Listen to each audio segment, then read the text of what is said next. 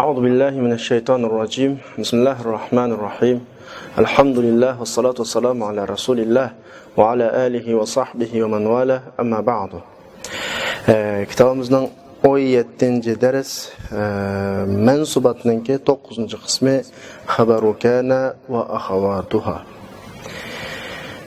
Haberu kana ve ahavatiha. Yani biz kitabımızın başında kitabımızın çoğun cihetten isim, feil, harf dep üçkü bilip algandan keyin isimni çoğun cihetten el-ismul mu'rab vel-ismul mebni dep ikkiga böldik. İsim mu'rabni grammatikalik o'rin nuqtasidan çoğun cihetten üçkü böldik. Marfuat isimlar, mensubat isimlar, mecrurat isimlar. Biz ilgili derslerde marfuat isimlarga ait 8 tür ne bayan qilib bo'lgandan keyin masalan fa'il, naib fa'il, mubtada, xabar qatorliq 8 turni bayon qilib bo'lgandan keyin mansubatga o'tgan. Ya'ni mansubatni biz 12 turga bo'lgan edik. Buning ichida 5 maf'ullar. Maf'ul mutlaq, maf'ulun bih, maf'ulun fih, maf'ulun lah, maf'ulun ma'a qatorliq 5 maf'ul. Undan keyin holat tamyiz mustasno bo'lib 8 ga yaqin turi tugagan. Endi bugungi darsimizda shu mansubatninki 9 qismi. Xabaru kana va akhawatiha. Kana va kananinki hamrolarninki xabari xabar bilak. Biz marfuat babida kana va kananinki ismini so'zlagan to'q. Shu bu yerda qayta kana to'g'riliq, kananinki 13 yoki 17 ga yaqin hamroz to'g'riliq ularning ma'nosi to'g'riliq qayta so'zlab o'tmaymiz. Va faqat bizda asl deganimiz nima desa, shu marfuatdagi kanining ismi va uningki hamrohlarining ismi degan darsda so'zlangan mazmunlarda degan bir muhim asosiy halqadan birisi bor. Ya'ni kana va kanining hamrohlari kiradigan jumla asli mubtada xabarlik jumla, mubtada xabarlik jumla. Kana va kananing hamrohlari kirgandan keyin mubtada xabarlik jumla atalg'u jihatda mubtada kananing ismiga aylanadi, xabar kananing xabariga aylanadi. Ammo jumlaningki muslaylik va musnatlik xarakterini o'z betida saqlaydi. Ya'ni kana va kananing hamrohlari asosiy fil emas jumlada musnat bo'ladiganga, balki qo'shimcha nasixa fil yoki naqisa fil desak bo'ladi. Ya'ni faqat qo'shimcha rolni o'ynaydigan, lafziy o'zgarishlarni kirgizadigan, ma'ni jihatda ma'lum bir taraflarga yoki ma'ni yo'nalishlarini o'zgartiradigan bir qo'shimcha shakldagi fillar jumlaning asosiy bo'ligi shaklda musnat muslay bo'lolmaydi. Masalan, davomda jumlaning aslidagi musnatlik qurilmasi shu petda saqlanadi. Shuni tushunsak bo'ladi. Qanday ki yana bilib ketishlik muhim nuqtadan birisi mubtadaning xabari xarakter jihatda qanday bo'lib ketsa, kananing xabarimi o'xshash shunday bo'ladi. Mubtadaning xabari yakki xabar bo'libdi, jumla xabar bo'libdi, jumla bo'lgan vaqtda jumla ismiya bo'libdi, jumla fe'liya bo'libdi, hatto shartiya, hatto zarfiya bo'libdi. Algi shu alohidliklarning hammasi kananing xabariga yo'tkilib kiradi. Illaki kana va kananing hamrohlari sabab qilgan bir qism lafziy o'zgarishlar bo'lishi mumkin. Ba'zi bir alohida xususiyatlar o'zgarishi mumkin. Biz buni marfuatda bayon qilgan. Shunga bugungi darsimiz, ya'ni kananing bayoni haddan ziyada bizga nisbatan kengar to'xtaladigan bayon emas, chunki marfuatda biz yetarli so'zlab bo'ldik. Qolgan kananing ichki ahvolini 3-qism yoki 2-qism fe'lning babida so'zlaymiz. Shunga turadi başqa alohida bu ahvolni so'zlab o'tmasdan kananing xabarining hukmi mubtadaning xabarining hukmi o'xshash. Ya'ni mubtadaning xabarida nimani tushungan bo'lsak, jumlaning qurilmasi qanday bo'lsa, o'z vaqtida so'zlagan emasmi? Shu mushiyada amaliy tatbiqlanadi. Bo'ladi. Shunga qaytlab o'tmaymiz bu yerda. Kana sa'idan muntaliqan. Asli sa'idun muntaliq mubtada xabarlik jumla. Igisi sa'id, xabari muntaliq. Hozir ham igisi sa'id muslay sa'id, xabari xabar qismi muntaliq o'xshashlar. Faqat jumlaga o'tgan zamonga tavallik bir hukm kirdi, kananing hukmi. Endi kananing hukmi oldingi marfuat so'zlagandek 5 xil hukm bor. Shu hukmlarning birisi kirdi. Qaysi kirsa, boshqa o'zgarish asosiyati yo'q. İlla ki hem de mubtadaning xabariga o'xshamaydigan tarafi ma xabarini ismga muqaddam qilib bo'ladi, ma'rifa bo'lib turib, kananing mubtadaning xabarining aksi bo'yicha o'xshamaydigan tarafi shu. Kana haqqan alayna nasrul mu'minin degan shaklda. Qolgan tarafi o'xshash. Mansubatning 10-qismi inna va inning hamrolarining ismi. Bu ahvolni yana biz marfuat so'zlagan hurfu mushabbaha bil fe'ldagi ahvollar bilan tamamen o'xshash. Shu bu yerda qaytlab o'tmaymiz. Ya'ni u inni kirib bo'lgandan keyin musnad degani, ya'ni muslay degan inning hozir ismisini bayonda emasmi? Muslay degani inni kirishdan ilgari muslayda inni kirib bo'lgandan keyin hamdan bo'ladi, muslay bo'ladi. Ya'ni muslaylik jumlaning egilik xarakteri o'zgarmaydi. Qolgan o'zgarishlar, lafziy o'zgarishlar, ma'ni jihatga ba'zi o'zgarishlar, qo'shimcha o'zgarishlar hisoblanadi. Inna zaydan jalisun o'xshash bu yerda o'tib ketsak bo'ladi. Chunki biz marfuat so'zlab bo'lgan savoldoshlar. Mansubatning 11-qismi türünü qo'shqirish uchun kelgan la bilan zavar o'qildigan ism. Endi mishada bir nuqtani alohida eskartish to'g'ri keladi. Biz marfuat babida la'ning türünü yo'q chiqarish uchun kelgan la'ning xabari degandik. Endi ma babda türünü yo'q chiqarish uchun kelgan la'ning ismisi demasdan la bilan zavar o'qiladigan ismini nasb bo'ladigan ism deb bunda akilishimizning sababi chunki la'ning ism bo'lakining ichida mabni bilaklar va mu'rab bilaklar va mu'rab bilaklar hozirgidek nasb mansubatning qatoriga kirsa, mabni bilaklar mansubatning qatoriga kirmaydi chunki u mabni biz hozir mu'rabda. Ma nuqtadan shu mutlaq la'ning ismi devatmas, ten la bilan nasb qilgan ism. La bilan nasb qilguchi deyishning sababi la'ning ismining ichida mansubatlar muba, maftuhat ya'ni mabnilar muba. Mabnilar mu'rabning qatorida emas. Shu nuqtani eskartish uchun menda iborat keltirgan gapda.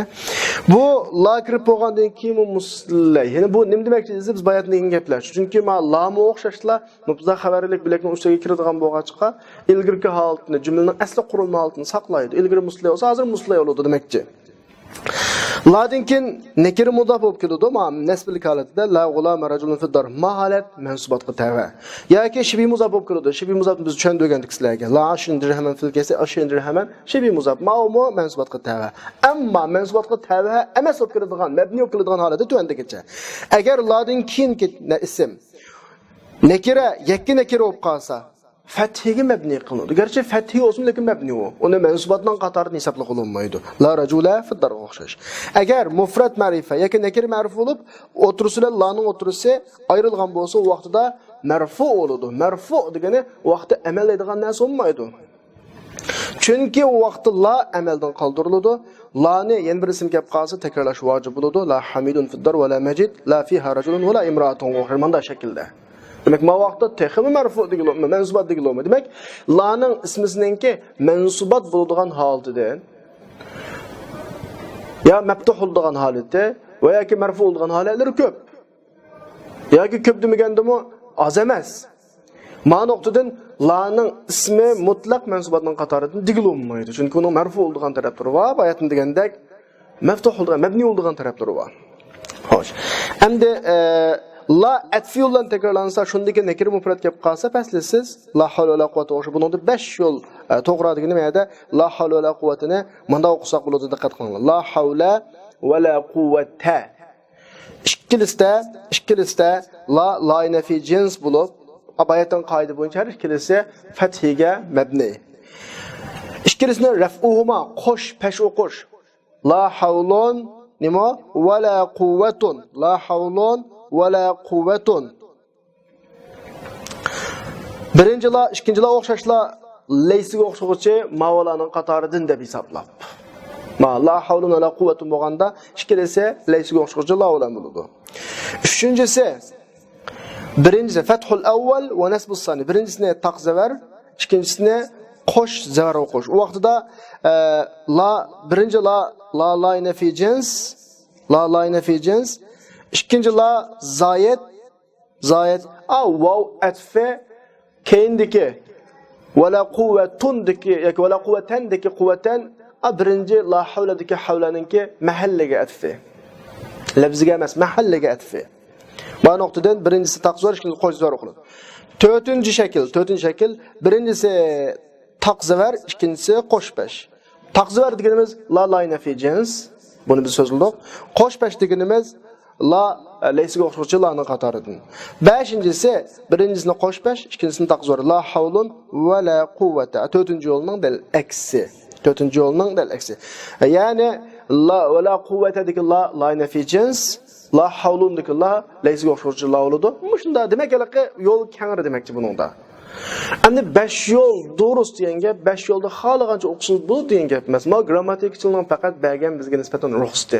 Mush 5 yolda mangsang bo'ladi deb. Ammo ma'ani biz cho'qim 5 yolda mana shuni taqozo qildigan bir taqozo, muqtazo bo'lish kerak, maqom bo'lish kerak.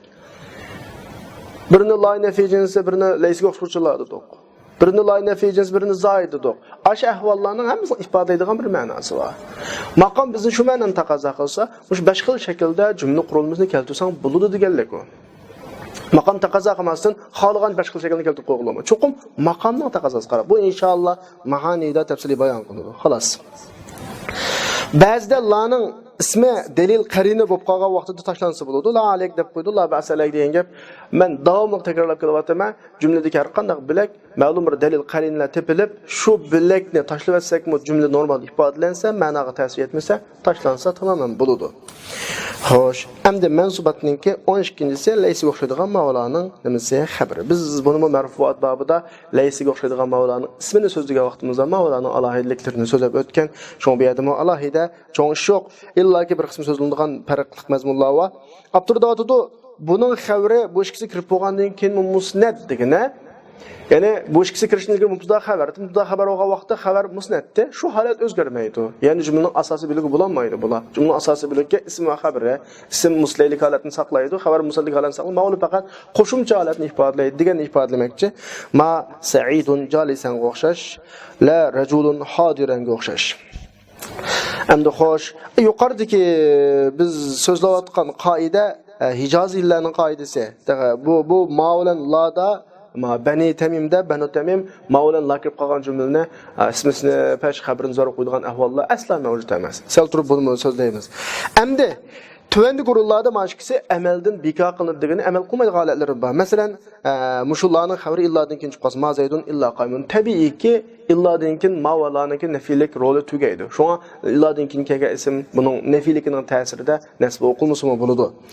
Xabar muqaddam olsa ma qaymun nimuwa zaydan o'xshash. Ma qaymun zaydun bu vaqtda bu isim xabarini peş oqtudigan nesrep oqtudigan nesbi oqtudigan ahvollar tügeydi. Ve madenikin in ziyade kılınsa ma in halidun nazir ma'nonun hammasi bu mubtada xabarlik altını saqlaydi. Mubtada xabarlik altını i'rob jihatda, ma'ni jihatda qo'shiladi bas. Ammo yuqoridagi so'zlaganlarimizdan birisi Hijozliklarning tili, buning dalili ma hada bashara. Va Banu Tamimga kelsak, bular ma'ulallarga asla va asla amal qilmaydi. Masalan, Banu Tamimdan bir shoir va muhaffafun kal badr qultu lahu intasib fa ajaba ma qatlul muhibbi ala al muhibbi haramu. Kelishgan yigitlar, bir qism kelishgan yigitlar va aytulun oyga o'xshash, uningga intasib dedim de. Intasib degani men o'zingga qo'shib ol deganda kalaqa o'zining muhabbatini izhor qilish so'zi. Bu javob berdiki, ko'ysan ko'y menga. Lekin sen kuyib proqimni o'lib ketsang, menga nisbatan gunoh emas degan asosda ma qatlul muhibbi alal muhibbi harom. Ya'ni yaxshi ko'rgan odamni yaxshi ko'rgan odamga qarata o'ltirish harom emas. Ya'ni birovningki proqida o'lib ketsa, qarshilab gunoh olmaydi. Bu alaqa she'rining mazmuni tutulsin. Masala nima desa, ma qatlul muhibbida ma qatlu ma'nı ismisi peş oqildi, haramı o'xshash peş o'qilaydi haromni peş. Demak, alaqa Banu Tamim buni bilmaydi, amal qilmaydi. Mushu bo'yicha tushunib olsak bo'ladi. Saboqdoshlar, bugungi darsimizningki mazmuni favqulodda yengil yoki o'tib ketib qolgan mazmunlar yoki haddan ziyod kengaymasak bo'lgan mazmunlar bo'lib qolg'achqa tezroq o'qiyotdik darsni. Bu sizlarga nisbatan ma nuqtayni aydın olib kelsin. Endi biz 18. dersimizni başlashdan ilgari, ya'ni majruratni başlashdan ilgari mushu mansubatlarni bir xulaslash to'g'ri keldi. Biz mansubatlarni 12 mansubat bor degan to'p 12 mansubatdan 5 maf'ul, ya'ni maf'ulun bi, maf'ul mutlaq, maf'ulun bi, maf'ulun ma'a, maf'ulun la, maf'ulun nimuwa fi. Maf'ulun fi. Bunun ichida maf'ulun mutlaqni biz mazmun jihatda 3 ga bo'lgan to'q. Adadni bayon qilish uchun kelgan maf'ulun fi, naw'ini bayon qilish uchun kelgan maf'ulun fi, ta'kidni bayon qilish uchun kelgan maf'ulun fi. Buni o'z vaqtida so'zlagan to'q. Maf'ulun bih kelsak, maf'ulun bihninki filisini tashlash javozan, vujuban ishga bo'linadi. Qarin tepilgan vaqtda javozan, 4 o'rinda vujuban, 4 o'rinninki qiyosiyan 3 o'rni va sama'iyan birisi va birisininki misollari kitobda berilgan Imron va Nafsahu o'xshash ma taraflari shu kelgan, anta xayral lakum o'xshash arablardan kelgan, kitoblarda kelgan holat bizga misol bo'ladi. Uningga o'zimiz qiyos qilib, qoida tuzib, yana bir narsa misol qilamiz. Qiyosan bo'lgan holatda birisi munodada, yana birisi ma'uz bilan amil, ya'ni ishtig'olda, yana birisi tahzir. Mush 3 uslubda maf'ulun bihining pili tashlanganning, ya'ni qiyosiyan, vujuban pil tashlanganning misoli. Munoda odatda mufrad bo'lib qolgan vaqtda raf'ining ustiga mabni bo'ladi. Muzab, shibih muzab, nakir g'ayri maqsud bo'lgan vaqtda lekin nasb o'qiladi. Undan keyin maf'ulun bihi kelsak, maf'ulun bihni biz darsda zarfu zaman, zarfu makan deb ikkiga bo'lgandik. Har birisi mubham va mahdud, mubham mahdud ikkiga bo'lingandik. Buning ichidagi makonninki mahdud qismi harfi jar, fi'ni oshkor keltirish orqali zir qiladi, qolgan tarafning hammasi mansubga tava.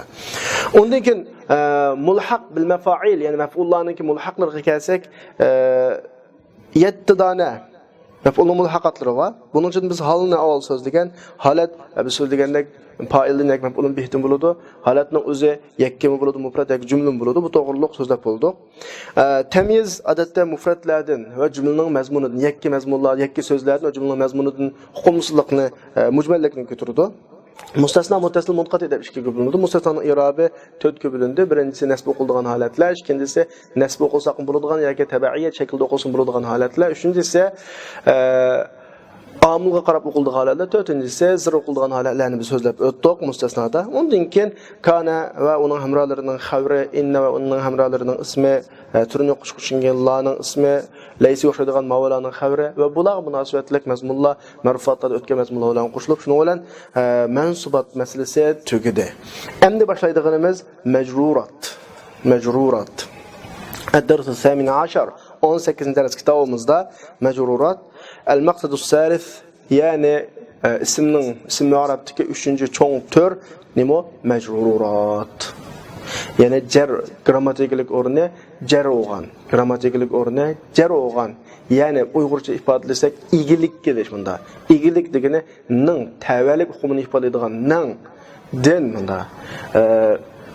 Diki de bunda masalan. Manda şekildeki to'ldiruvchilarni yoki bunda qo'shimcha bilaklarni biz majrurat deymiz. Masalan, mening kitobi buni to'ldiruv igilik qilish deb qaraladi. Xotam min fidda, kumushdan bo'lganda, ma uzukning tavalligi kumushga tava degandek. Salatul layl desa kechidagi namoz yuz bergan o'rin, kechining o'rni degandek. Manda shakldagi jumlaning qo'shimcha bilaklarini biz majrurat deymiz, ya'ni igilik qilish deymiz. Ma xil shakldagi ismlar to'g'ri to'xtalamiz. Aftur davatudu al-asmaul majrura va hiya ala qismayn. Majrur ismlar ikki qism deydi. Kitobning birinchi, ikkinchi deb numar qo'ygan o'rinni qaranglar. Birinchisi harful jar bilan zir qildigan ism, ikkinchisi muzofillar. Amaliyotda birdisi bo'ladi. Chunki muzofillar yushun harfi jar bilan zir qilgan ism hisoblanadi. A beshidagi majrur deganimiz oshkor harflar shu. Endi men atalg'a o'xshamagan bo'lg'achqa grammatikada ani majrur deb ataqliq, ma'ni muzofillar deb ataqliq bo'lg'achqa, shu buni ayrim ikkiga bo'lib qo'ygan gap. Kelayliqini harfil jar bilan zir qilgan ismga kelsak, bu har qanday bir ismki shu ismga harfi lafzan harfi jarning vositasi bilan bir narsa uningga bog'lansa mazmun jihatda. Masalan, mening lam bilan bog'lanadi. Men bilan da bilan bog'lanadi. Mendin min bilan yoki andin bog'lanadi. Shundaymi? Manga ala bilan bog'lanadi. Demak, ma'lum bir harfi jar bilan mazmun bir tarafga, ma'lum bir nuqtaga bog'lanib şu mazmun shunga bilan munosabatli bo'lib qolgan vaqtida buni biz nima deymiz? Majrur ism deymiz. Masalan, marartu bi zayd, men zayd bilan billa qana qildim, o'tdim, zayddan qashni o'tdim degandek ma'noda. Mushu xil qurilmani nahviy islohida jari majrur deb ataymiz. Men bayatni deb qo'ydim, asli ikkisi bir. Majrur bi harfil jar bilan mudofilar ikkisi birga, birisi oshkor harfi jar, birisi yushun harfi jar. Lekin atalg'a o'xshamaydigan bo'lg'ach ikki turga bo'layotimiz. İkinci mudafillay. G'ulami Zayd desa, Zaydning xizmatchisi desa, asli buni tafsiliy tahlil qilsak, g'ulamun li Zaydin degan gap. Zaydning xizmatchisi degan gap. Lekin lam harfi jamoyati yushrun. Ma'ning ayrim atalg'usi ayli muzofillaydi. Ya'ni bu muqaddar yushrun bo'lgan jar harfi bilan zir qilgan ism bo'ladi. Buni nahviy atalg'u istilohida mudafillay deyiladi. Xo'sh, mush munosabatlar biz majruratni ikkiga bo'ldik, bas tugadi. Majruratning tafsiliy ahvoli kitobimizning 3-qismida harfi jarlarningki 19 yoki 21 turini tafsiliy bayon qilgan vaqtimizda Andakin aydınlaşıdı. Ama bugünkü dersinde nima so'zlaymiz desa, mudaf ilayda bir gap chiqib qoldi. Shu mudaf ilayga munosabatlik, belib berishlik bir qism qoidalar bor. Kelaydanda bo'lsa, avval gapni boshlashdan ilgari mudaf ilayga degan nima desa, ikki ism ma'lum bir munosabatlar bir-biriga bog'lansa. Bu munosabatlar deganimiz ya ning yoki din yoki diki degandek munosabatlar bilan. Endi arabcha ifodalasak, lam harfi jarning munosabati bilan yoki min harfi jarning munosabati bilan yoki fi harfi jarning munosabati bilan ikki ism bog'lanib bir ismga aylansa, bu ikki ismning o'rtasidagi qo'shimcha tarjima ning, din, diki degandek mundaq tarjimalar bilan tarjima qilinsa, bu ikki so'zning birikmasini biz mudaf ilaylik birikma deymiz. Bir so'zning muomalasi qilinadi. Ashundagi ikkinchi bo'lak manguzra qilinadi. Birinchi bo'lak odatdagi ismga o'xshash jumladagi o'rniga qarab turib muomala qilinadi. Dal mushuni biz mudaf ilay deymiz. Endi mushunga munosabatli qoidalardan yajibu tajridul mudaf an at-tanwin. Mudafni tanvindan xaloslashtirish va tanvinning o'rnida o'tiradigan narsalardan xaloslashtirish vojib degani mudaf so'zning tugamagan qismi. Jumladagi grammatikalik o'rinning alomatlari shuningda ifodalanadi. Odatdagi so'zning oxirisiga o'xshash, lekin bu so'zning oxirisi emas. Ma'bir farq tufaylidan odatdagi so'zning eng oxirgi tanvin kirdi emas, lekin ma'noga tanvin kirmaydi. Va tanvinning o'rnidagi ikkilik ismdagi tasniyaning nuni, ko'plik ismlardagi voning nuni ham kirmaydi bunga muzoflaydigan mudaf bilakka. Masalan, kitob Sa'id, kitob Bay Sa'id, asli kitob Bay degani kitob Bayni asli. Muslimu Misr degandagi muslimuna nun tushib ketdi masalan. Xo'sh, ammo gapni tushunib bo'lgandan keyin biz bayatni tushundirgan idofat biz normal qo'llaniladigan mudaf deydigan idofat. Ammo idofat ikkiga bo'linadi. Al-idofat ala qismayn, birisi ma'naviy, yana birisi lafziy. Ma'naviy deganimiz men bayatni tushundirgan idofat shu. Sizlar texmi yengil tushunishinglar uchun kitobga kelmasdan ning qo'shimchisi lam, din qo'shimchisi min, fi qo'shimchisi zarfiyatlik da qo'shimchisi fi'ning ma'nosini o'z ichiga olgan. Shu ma'no bilan bir ism bog'langan izofatning har qanday izofati ma'naviy bo'ladi. Ya'ni bayatning ag'am misaldagidek kitobi Muhammadning kitobi izofati ma'naviy, ya'ni ma'noning muzoflayligi ma'noga ta'sir qiladi. Ma'noda bo'ladi uning alomati. Salatul layl kechidagi namoz, xotamu fiddatin kumushdan bo'lgan uzuk degandek 3 xil ma'noni o'z ichiga olgan. Muzaf ilay izofati ma'naviy bo'ladi. Izofati ma'naviy deyishimizning sababi chunki mahil izofatning ta'siri ma'nosi ma'nodan ko'rinadi ifodasi. Avtor buni manda tushuntirib o'tadi qaranglar. Izofat ma'naviy deganimiz mudaf sifat emas deydi. Ya'ni bu sifat o'zining ma'muli izobat qilinganligini odatda biz darsning boshida sifatlar pilning o'rnida turib, sifat deganimiz ism fa'il, ism maf'ulni ko'rsatamiz. Sifat mushabbahni sig'im muboligh ism tafzillarni, ism fa'il, ism maf'ul, sifat mushabbah, sig'im mubolig'ni ism tafzilni hammani sifat deymiz.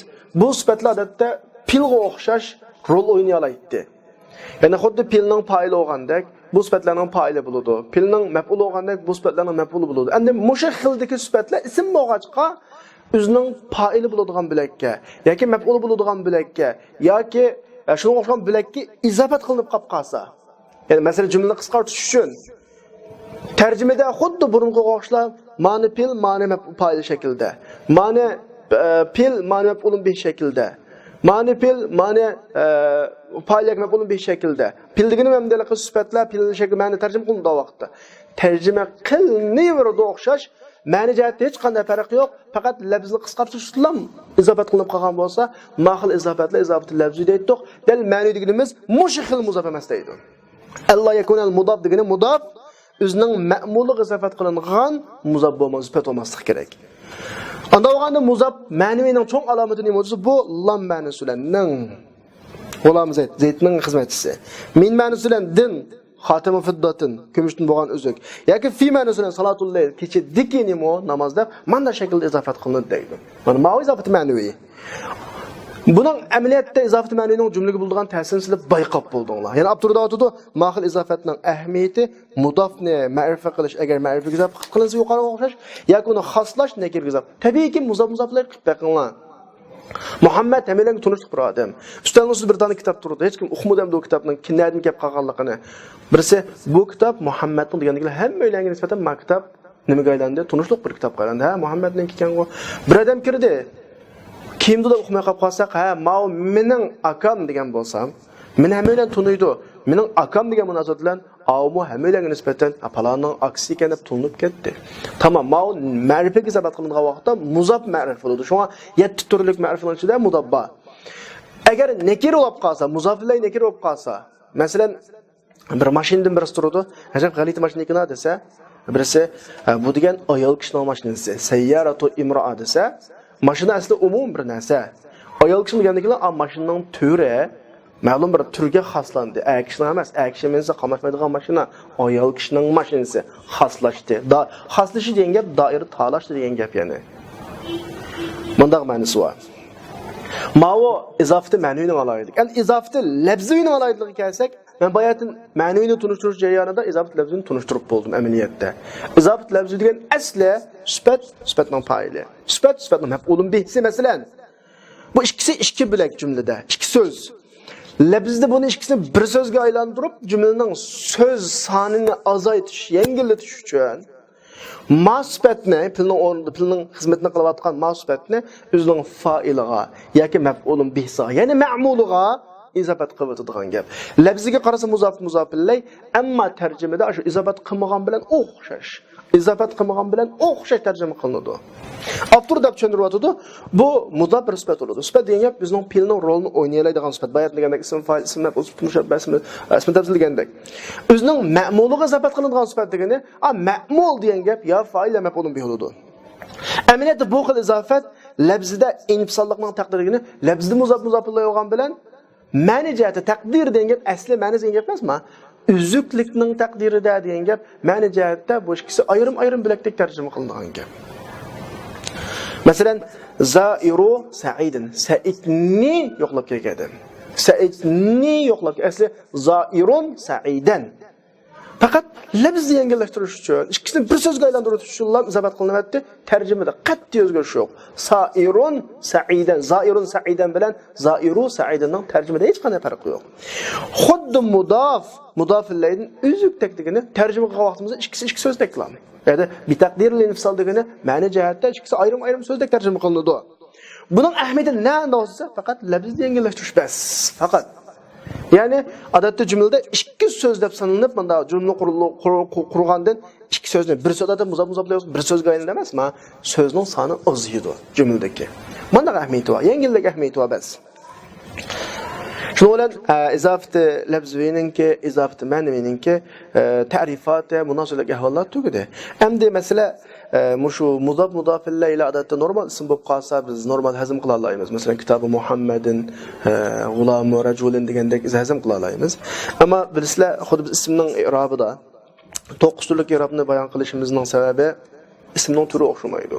Ba'zi ismlar va mufrad munsarif sahih deb shu vaqtda ayirgan jar majaz sahih ismlar va jami mukassar munsarif ismlar va ba'zi mutakallimning yos izobat qilingan ahvollar va ba'zi manqus ismlar va ba'zi maqsur ismlar va ismlar har xil o'g'achqa ba'zi muzab ilayhi qilgan vaqtida odatdagi normal ismga muzab ilayhi qilgandek, normal ismdan muzab ilayhi shakllantirgandek normal bo'lmay qoladi ba'zi ishlar. Shuning munosabatlik ba'zi bir o'zgarishlarni biz sizlarga depryapmiz. Oddiy masala. Sahih ism degandan keyin lam qaldimizga Muhammad kelsin yoki kitob kelsin. Kitob degan ism. Yoki jar majaz sahih o'z vaqtida shu ismning i'robida kelgan jar majaz vaqtda tunishtirilgan. Zabi, dalluga o'xshash.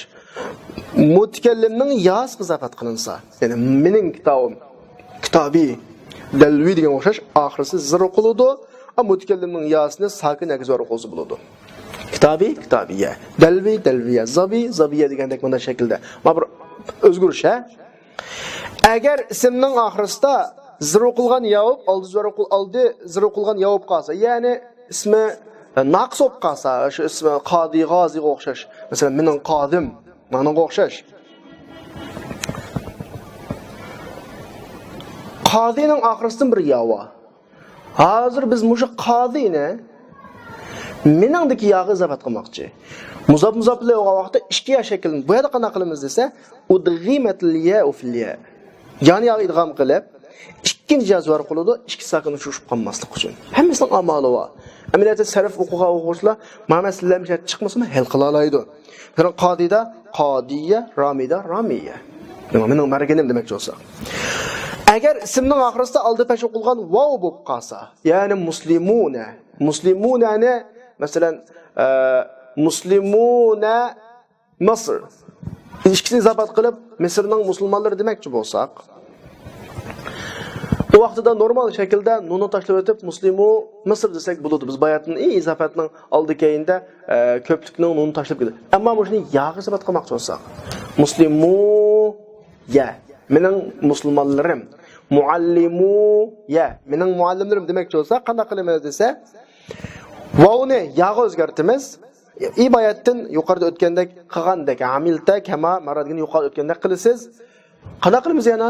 Vavni yog'i o'tgandan keyin muallimu deki vav yog'i o'tgandan muallimu bo'ldi.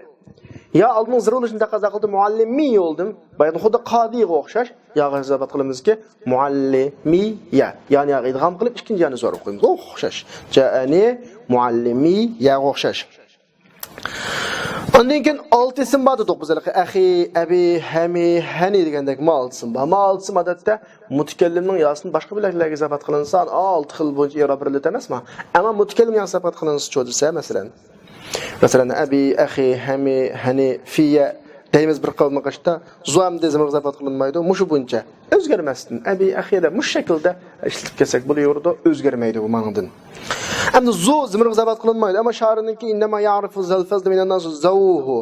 Fazilat egilarining kishilarning ichidagi shu fazilat egilari tunuydi degandiki zawu deb bunda zimir izobat qilish ahvoli shaz degan qoidadan sirt deyilib qolgan gap degan gap. Bu gap so'zlar qoidaga ta'sir ko'rsatmaydi. Xo'sh.